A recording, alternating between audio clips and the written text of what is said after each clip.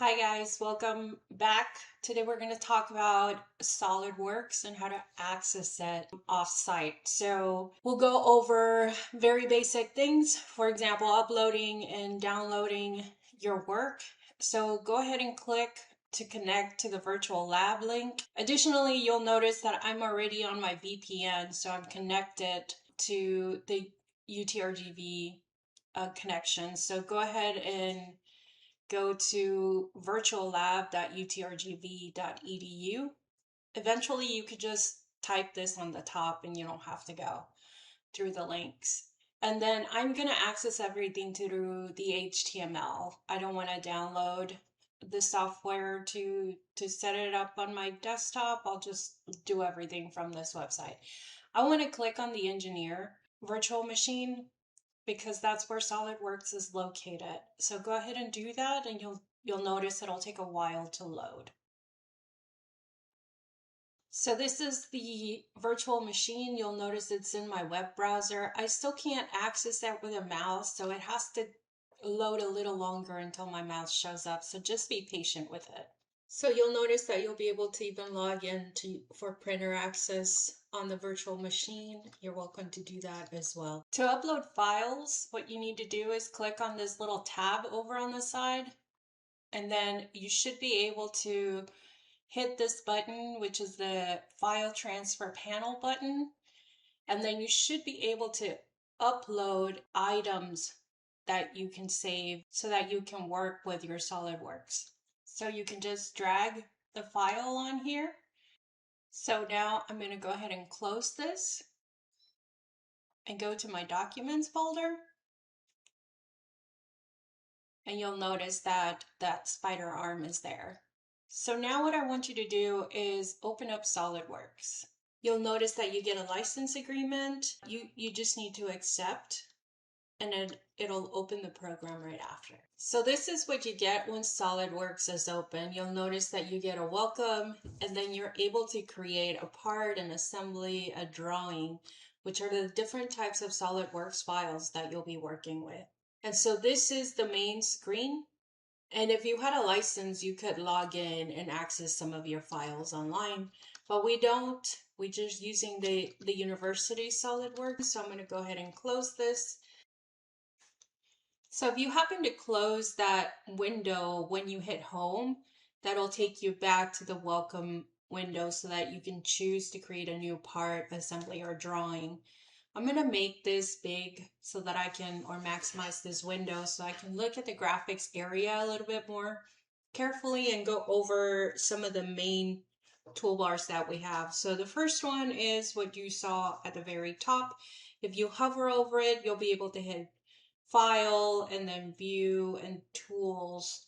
And you'll notice that you have different tools or applications that you can use with this SolidWorks license. And I click on the graphics area again, so I can create a new file. You'll notice that when I hit new, I'll be able to select my units and the dimension standard that we have here, whether we want ISO, ANSI, and so on. So I'm going to just leave the default ones as they are, and I'm going to click OK. Again, you have to decide whether you want a part, an assembly, or a drawing. Additionally, there's some SolidWorks tutorials that you might be able to open. So I'm going to go ahead and click part so that we can see the rest of these toolbars that you have.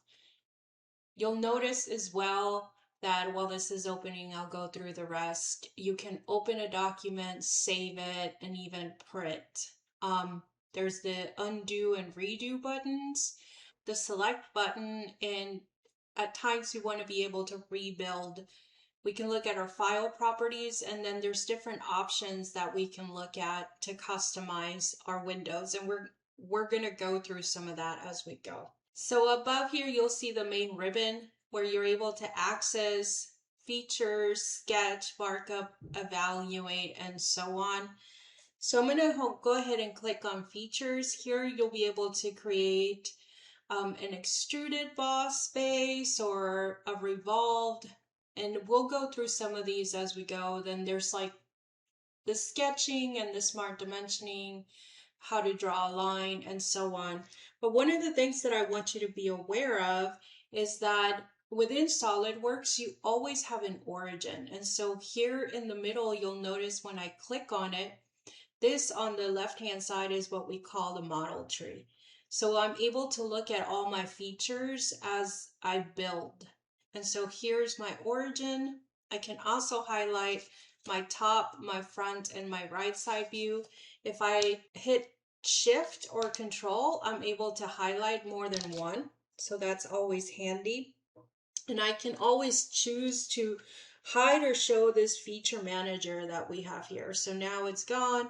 Along with this is our little tab so that I can upload documents. So I'm going to go back and click it. So we do everything on this model tree. And you can see sometimes you can click on the design tree here and then property manager. Whenever you start having more parts embedded in here, you're able to see a whole lot.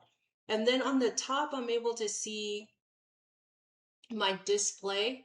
So I can look at the view orientation of my shape, and you'll notice that I get this cube that I'm able to see, and I can click on the top and it'll take me to the top surface. So right now I don't have anything, but I'm able to click on the different planes regardless. So what we're going to do now is go ahead and open the file. You should be able to download this from where you were able to see this video.